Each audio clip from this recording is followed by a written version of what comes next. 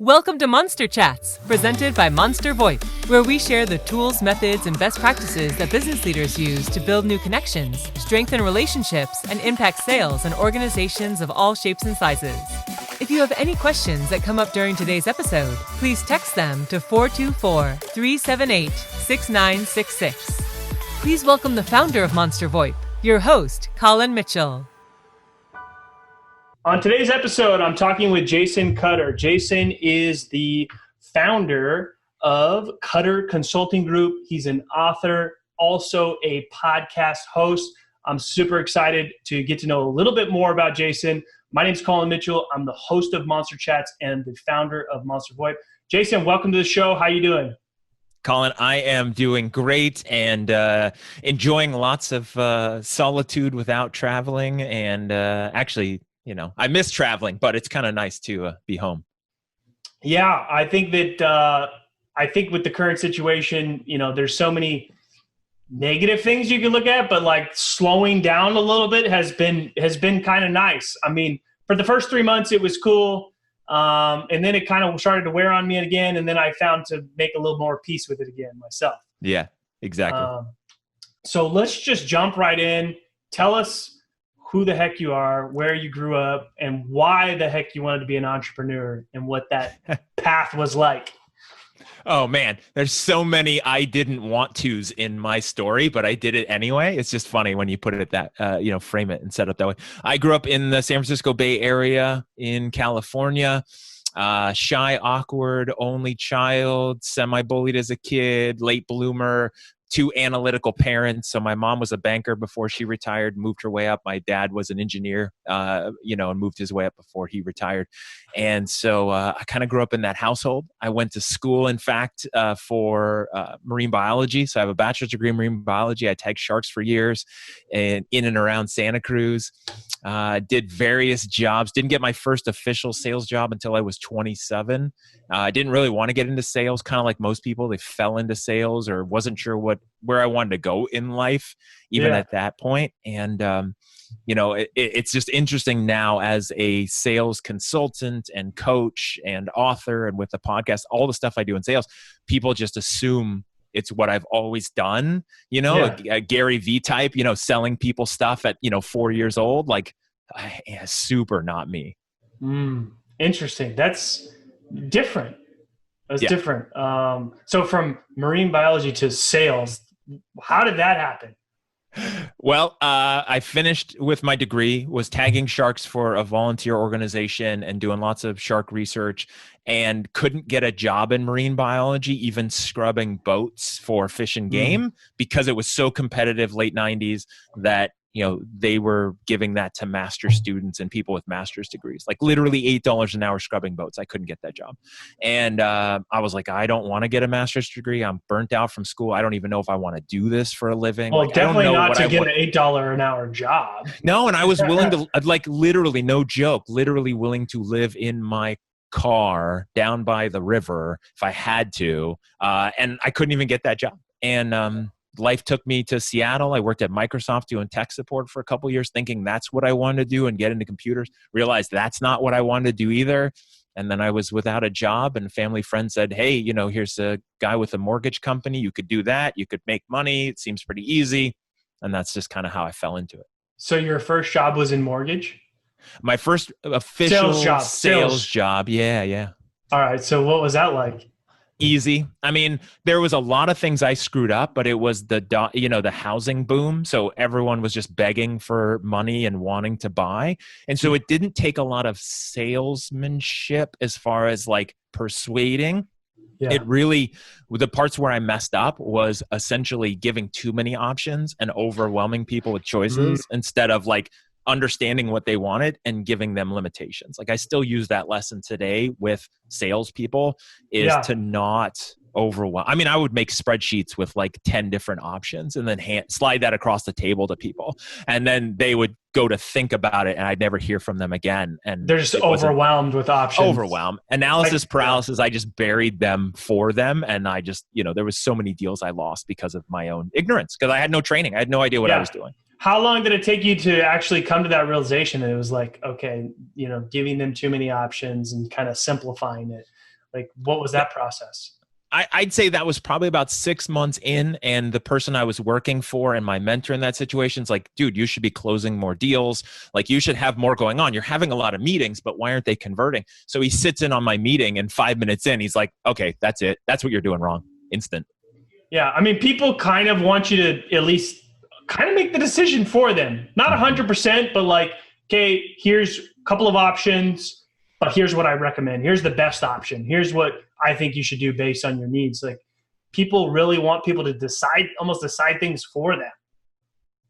Yeah. And that's where I've come to in my career, and seeing so many sales reps in the industries I've worked in. And then now as a consultant, that's what I tell people all the time too. Like, if it's easy and they didn't need help, they would order it online, or they would just call and order it like it's out of a catalog, right? They don't need an order taker, which is what I see a lot of salespeople actually acting like, is just waiting for somebody to tell them what to do. Instead, they want a professional. They want someone to say, here's your diagnosis, here's your prescription. Now let's get you moving forward. And not in a terrible, forceful, manipulative way, but just in a, like, I'm the professional. You came to me, you want help. I'm going to help you. And that help looks like asking good questions, having a detailed discovery process. I mean, shed a little more light on that. Yeah, I mean, it's really the getting to the heart of the matter and doing your process such that you know exactly why they need what you have to offer, if it's a good fit, if they qualify, why they need it for their reasons at the deepest level possible. Like, what is it going to do for them? Why do they need it? If you don't know the answer to that, then you're just hoping and wishing they buy, but they're probably not self-aware either, right? Like, we take even your services with the VoIP service. It's like, okay, why would you need this? What is your problem? Where is the pain? What are your goals? How can I help you? And once you uncover that, then it's easy, because then it's like, okay, you have problem X, I have solution X, sign here, right? Like, literally that's it. No, and a 100%. lot of people don't do that. No, it's 100%. And honestly, when there isn't enough pain or there isn't a real problem that you're solving, it's a deal you don't want to spend time on. You're actually doing yourself and them a disservice, because it's the deal that's going to take forever to close or never close. Or it will close because you're a really good manipulator and you're really slick and you have lots of stories and you have lots of traps. Hey, if I can show you a way to save $500 by Friday, is this something you'd be interested in? Like, all of that BS. You do those, you're really slick, you're charismatic, you manipulate, you lie, you cheat, you get the customer, there's not enough pain. Tomorrow at 2 a.m., they wake up in a cold sweat and go, oh my gosh, what did I do? And then you get that voicemail canceling it, or that email canceling it, or the buyer's remorse. And those don't stick. Like, if they don't feel the pain, it's not going to stick either. Yeah. Now, okay, I'm glad you brought that up. So, but those tactics, I feel like, don't work as much anymore. Like, buyers are getting smarter, and they're not following for a lot of that BS that they used to. Now, granted, yes, there's still going to be some that can be slick, selling snake oil, whatever. But I feel like buyers have definitely got smarter. A lot of things are more transparent with reviews and sites and comparisons and all that sort of stuff. So, what sort of best practices do you teach around, like, really finding that pain? It's just asking questions and going deep. And, you had mentioned that earlier. As deep as it takes. I mean, that's what I get all the time. What questions should I ask? Tell me the questions. Tell me how many questions. Questions are different. How long should I ask questions? Well, it depends on you as a person, depends on them as a person, depends on your product or service. Even if I know your product and service and I know you as a salesperson, I can give you some of them, but it doesn't, like, that is always the question. How deep? As deep as it takes, such that you can answer the question hands down. Why do they need this for their reasons? Right? But the questions aren't static. Like, the questions. No. The questions are more dynamic depending on the answers you get to the initial questioning. Yeah. And sometimes you'll talk to a prospect where within a minute they're telling you, I know I need this because I have this problem and I need help. Done. Sounds good. Go ahead and grab your credit card. Like it's almost that. But you see salespeople who then, okay, but I've got to check the list here. I've got 42 questions I must ask, and I've got to go through discovery, and then I've got to go through a demo. Like, no. People have sold stuff for a very long time without screen sharing PowerPoints. If you know how somebody needs help, if they're ready, they're ready. And so, but sometimes discovery may take 45 minutes or 3 weeks because you're still discovering, right? Yeah. Yep. All right. So tell us a little bit more. Let's go a little deeper on your story, right? So mortgage, you simplified your offer, less options, got that figured out. What's next? Next, I went into helping people who were in foreclosure avoid their homes, prior to the sheriff showing up. So doing that, and that was before the housing meltdown. There were still a lot of people in trouble. And then shifted to a company where I was helping do that over the phone. And then my first leadership role, which, kind of talking about like, what did I plan and did I want to do it? I actually went to a company and was on the ops side because I didn't want to do sales anymore. And then they let go their VP of sales. And then I was moved up into it. And then I had a telemarketing team and I had a sales team. And that was all over the phone, which was a huge shift for me because I had been raised face-to-face. Meet somebody in person as soon as possible. Don't do everything over the phone. Build a relationship, eye contact, body language. And then I had to do it all over the phone, which was a crazy shift that most people struggle with. Right. Yeah. So what did you have to learn? And, what were some of the biggest challenges of that transition? I mean, it's really about listening at the deepest level. Which for a lot of people is tough. They listen at the surface. They listen to like the words, but what they don't listen to is in between the lines. They don't listen to the pauses. They don't necessarily pick up on all the tones. And that was something where I think I had a pretty good ear, and then it just got better and better, where you can tell when somebody pauses or breathes a certain way, like how they might be thinking about it, because you've got to overcome that and not let them spin out of control. The other thing is what I learned over my career is going back to that why do they need it question. I see a lot of salespeople who have a terrible pipeline of prospects that don't call them back, don't show up for appointments, don't care, don't want to talk to them. And it's probably because they didn't listen enough and uncover that need. Because if somebody has enough of a need, when you call them, they will call you back because they need what you have. If you don't know why they need it, it means they don't know why they need it, and your pipeline is garbage. Right. No, 100%. So I like a couple of things that you said, the listening to those pauses and hesitations and tone, which is huge, right? I'm a big believer in it's a lot of how you say, not always just what you say, but how you say, definitely. But what about also like coming up or down to their level, right? Like if there's somebody that's really slow and talks slow and you kind of, you're talking too fast, like it really hurts your rapport. What's your feedback on that? So I don't believe in pure mirroring. There's some people that say just do pure mirroring. Whatever they say, whatever they do, if they're, in person, leaning in, not leaning in, like some of that's good. But if you're the sales professional, you shouldn't always mirror exactly what they're doing. Right. I think you should mirror, but up a level or two. Right. If I'm talking at this pace right here, but I'm talking to somebody from the South in the US and they're more laid back, I know to tone it down more. Yes, sir. Not yes, to their ma'am. Level, but closer to. Closer at that pace, right? If I'm a fast talking California dude talking to somebody in the Midwest, like that's going to stress them out. I also know if I talk to somebody in New York, I better talk faster because I got about 38 seconds for them to decide. Hang up on your face. Right. They'll hang up on my face, and it's not because they're rude. People think it's because they're rude. It's just because they're in a hurry and they got a lot going on and they'll make decisions quick. And so I think a lot of that is regional selling, which I teach people a lot, is how to understand who you're talking to, especially because I've pretty much always been a West Coast guy. I deal with call centers mostly in the West Coast, and they may not know what the rest of the country wants or cares about. And so some of that is mirroring, but not always just down to their level, right? Just still being the professional. And then you can, depending on what you're doing and your authenticity and your intentions, you can also just be you without worrying a lot about mirroring, which is what I do. And I'll still get it done because it's me and it's not like a fake kind of salesy me, but it's just me, right? Yeah, yeah. No, I think both points are valid, but I think I like that. Not 100% mirroring, but bringing it up or bringing it down a little bit from maybe where you are, it makes a lot of sense.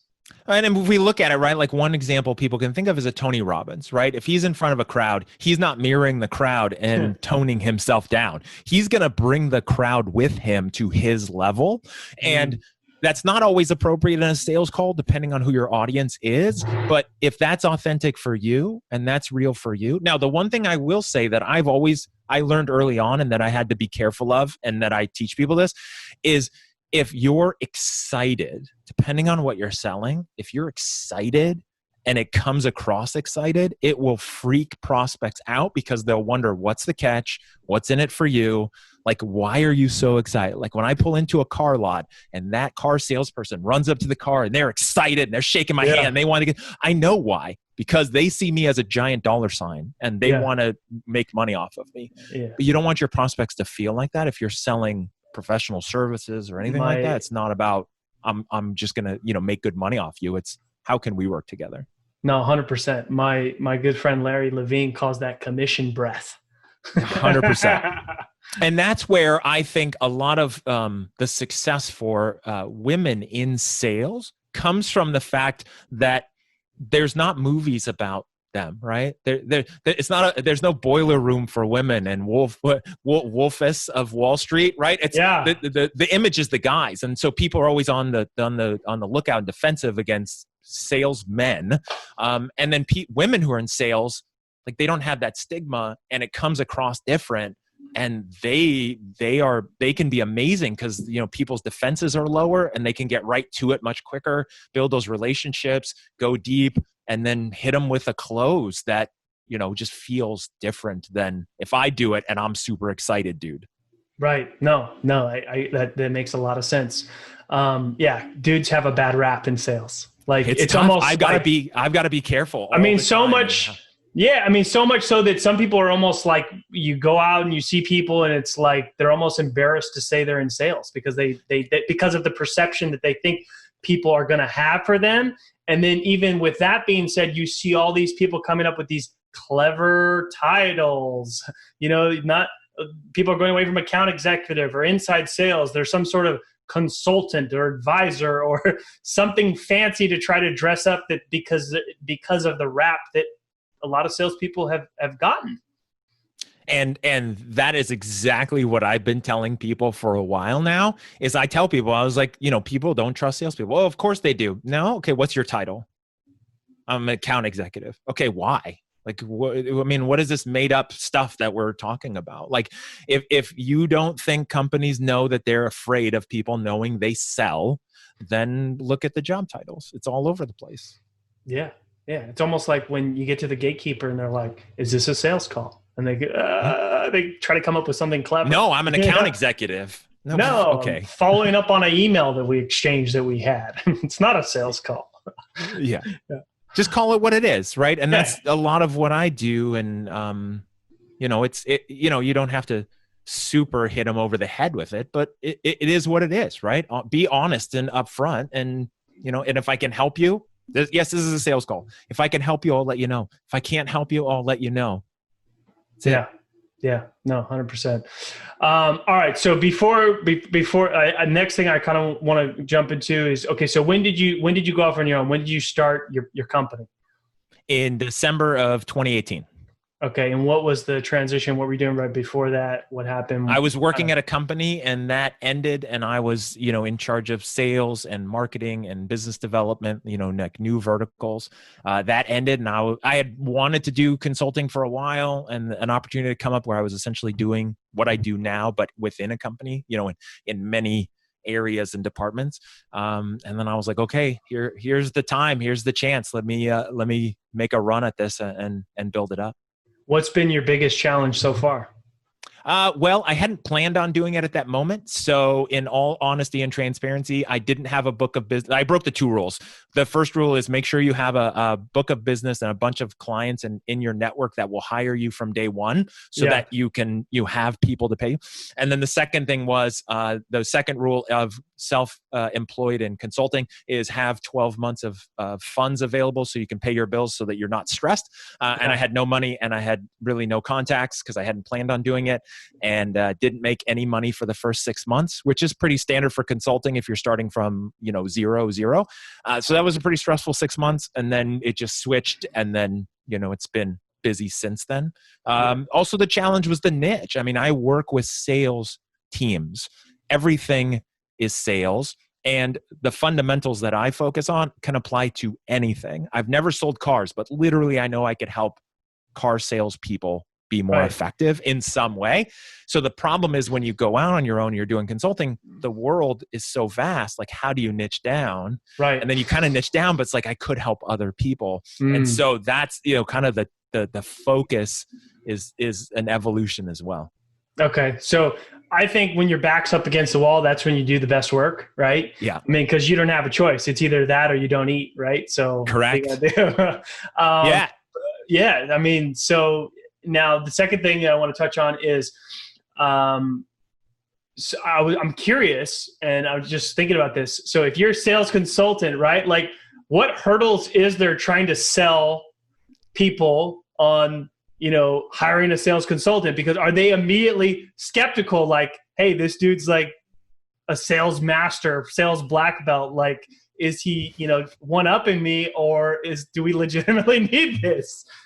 It's so funny because I don't do that, and I don't teach people like these strategies and specific tactics. It's the fundamentals. And obviously there's tactical stuff in the role and like what you should say and how do you move it forward. But no, I don't have that reaction that I know of where someone's like, well, you're just trying to sell me and you've just, done your voodoo on me. And of course I'm going to sign up. I think the biggest challenge is, like any sales organization, is, like you said earlier, prospects who actually know they have pain and have a need. I talk to a lot of people who, especially pre-economic meltdown, who are like, we're doing fine. We don't need any help. Our reps are doing well enough. I know that they're doing bad. They could be doing better, but we're making enough money, so it's not a big deal. And I don't want to mess anything up. Right. In the beginning, I thought, hey, I'll reach out to sales managers because I know what it's like and they're overwhelmed and they need help. Their ego is wrapped around them knowing the answers and being the person to fix it all. So admitting, first step is admitting you have a problem and then allowing someone else to come in and help. Like, that just doesn't happen. So my consultancy is a lot like what I work with teams on, which is mostly inbound. So it's, how do you get people to come to you? Because again, then they're thinking about it and going, okay, I know I need some help. I just don't know what and how. And that's always a much better conversation versus just cold outreach, trying to convince somebody that, hey, by the way, I think you have a drinking problem. Are you interested in AA? Like, no, that's not going to work. 999 out of 1,000 times, right? Right. Until the pain is big enough where they're like, okay, yes, I agree with that. Right. And I do need help. Right. And then they'll be ready and they'll be like seeking it, or they'll be available. It's inbound. Then it's 100% inbound. Yeah. All right. So tell us a little bit about the book and the podcast. So the book is Selling with Authentic Persuasion, and the subtitle is Transform from Order Taker to Quota Breaker, which triggers some people because they don't want to be called an order taker in their sales role when they may not even have a sales title, but it's some title. And not to put anything down, it's just like, that's part of what I'm focused on, is I want to shift the way sales is done, both with the book and the podcast, such that it's more of a profession. There's doctors, there's attorneys, there's professions. They have a board, they have an exam, they have regulations, they have, all malpractice. They have all these things in place. Sales doesn't, right? Everyone's just kind of cowboys out there doing whatever they want, which gives it that bad reputation. And my vision is a world in which prospects see salespeople as professionals, somebody they can go to and trust, right? Like, you go to the doctor, pretty much you can trust that they're going to help you get better. And you don't question them too much until it's like maybe brain surgery, but still, like, you just trust them. And so the book is focused on helping those people. The order takers do what they can to be successful in sales, but not cross that line that they're probably worried about, which is the manipulators, which is the lying, which is the tricks and the tactics. Like my book is not filled with tactics. It's fundamentals and foundation and mindset. And then how do you persuade like a professional? So I've got that. And then the podcast is called the Sales Experience Podcast. And it's just literally that same thesis, whether it's episodes with me or with guests, just helping salespeople, owners, sales managers just look at their sales process different, improve it, both for, the sales side and for the customer, so that that experience is starting everybody on the right foot so they can be successful. Awesome. All right. So podcast is on all the usual suspect platforms. Everywhere. Yep. Book, where can I get the book? The book is available for pre-order. The best thing to do is if you go to jasoncutter.com, on there is a hub for all of my links, and then you can find how to order the book. You can also find the podcast. So that's the best way to go. And then it will be on Amazon. It'll be everywhere. Okay. Awesome. All right. So before I let you go, tell people where they can connect with you online. You gave them the website, but what's the best place to connect with you? Yeah, so the website, I'm most active on LinkedIn, so they can find me on there. I'm on there all the time. Reach out to me. I love chatting about sales, or if there's anything I can do to help, we can set up a call. But I post a lot of content on there, a lot of things just to help the sales community. Awesome. Jason, thank you so much for coming on the podcast today. Welcome to the Monster Chats community. If you're listening to the podcast, please subscribe, share with your friends. We're listening for your feedback. The show is all about you. Thank you for tuning in for another episode of Monster Chats, presented by Monster VoIP, where we share the tools, methods, and best practices that business leaders use to build new connections, strengthen relationships, and impact sales in organizations of all shapes and sizes. If you have any questions from today's show and want to reach us directly, please text your question to 424-378-6966.